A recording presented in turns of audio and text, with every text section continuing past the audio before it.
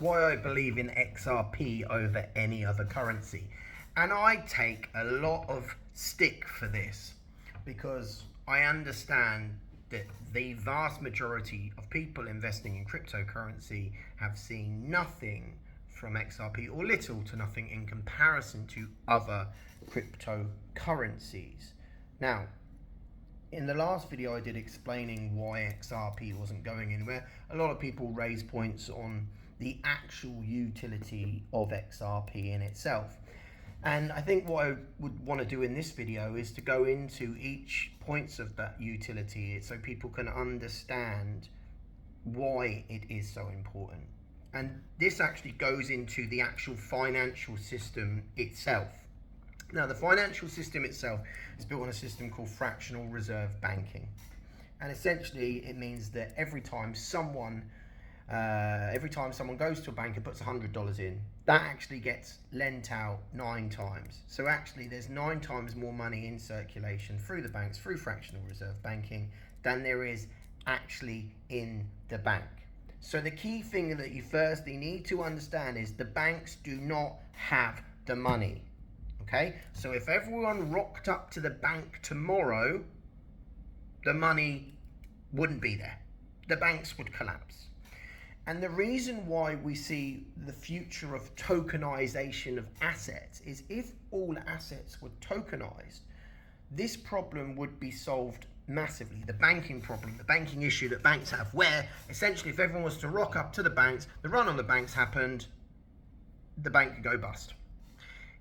If everything is tokenized and you could move in and out of an asset instantly, if banks had money in other assets, so let's say, for example, the bank has money in properties, the bank has money in bonds, the bank has money in stocks, they could exit their positions in that particular asset into what would be the equivalent of fiat cash. Now, whether that's going to be, it's going to be fiat cash in the future, that's another discussion.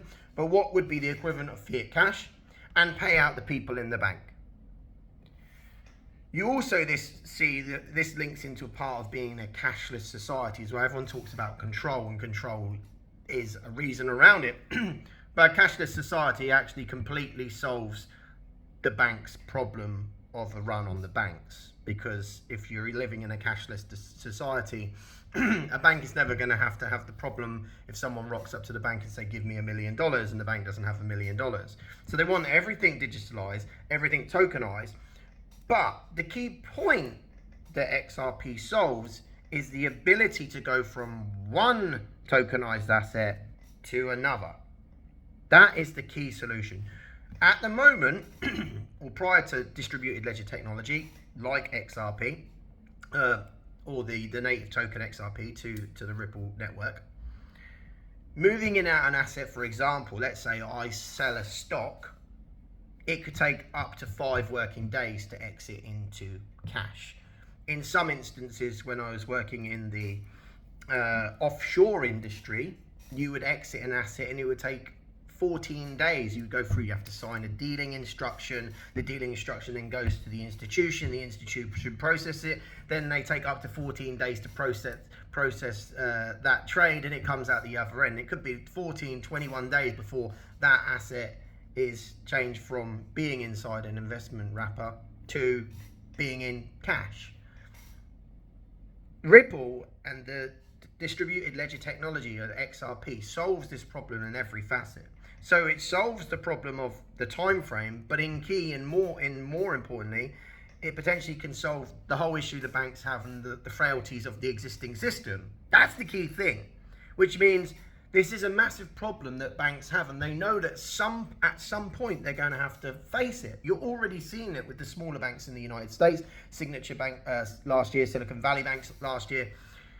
The banks know to be able to survive, they've got to find a way around this system. Now, tokenization is projected, and it's the future of finance. We understand that. But at the same time, you're going to be solving this massive problem that the banks have with the frailties of the financial system. And to me, that's the biggest value that XRP has. Now, whilst we're not using that system, right, whilst assets aren't tokenized, whilst the banks aren't focusing on that. All that's happening in the meantime is we're getting further regulation into cryptocurrencies, which is going to be required. And bearing in mind, XRP is realistically at the moment, in any way, shape or form, is the only regulated cryptocurrency. They're going to have to get all of the bad players out of the system before this is brought into play, and that's going to be more regulation and perhaps a few more burnt people and burnt bridges for people to stand up to the fact that half of the cryptocurrency market is a fraud, and there's no way getting around that at this stage. So what we need to understand is that we are early in the game. We are so early in the game to this technology being implemented. But at the same time, on the flip side, you could actually say we're not far away from it occurring. The key thing with this, what I believe in distributed ledger technology is, it's going to be at some point when the rules and regulations are in place, you're already too late to the party. Now, right now, for example, Bitcoin. I believe now you're going to be able to invest in Bitcoin forever. I don't see they're not going to put a halt on investing in Bitcoin. They're putting ETFs in place so you can invest in Bitcoin. Great, awesome. You're going to be able to do that forever. Okay, you might get some larger gains now than what you would in 5-10 years when it becomes a more stable asset and it gives you a small return on your investment every year. But right now, you can invest readily in these assets which are utilizing distributed ledger technology. And I'm telling you for now, if the system comes into play with utilizing these assets and they are tokenizing it, solves this problem the banks have, they are all going to want to get hold of that token. That is it. And if the banks get hold of it at that point, it's going to be far more difficult and the use case for your average guy on the street to have it. As simple as that. So when we're comparing these tokens with utility like XRP, you simply cannot compare them with other cryptocurrencies like Bitcoin. It's a completely different product. It's like comparing stocks. Like it's like, oh, it's a stock about Apple and it's a stock about a sports brand, and they're two different businesses, completely two different businesses. They do two different things. It's just they happen to be shown in the same place. But I would love to know your thoughts in the comments. Hope this helps.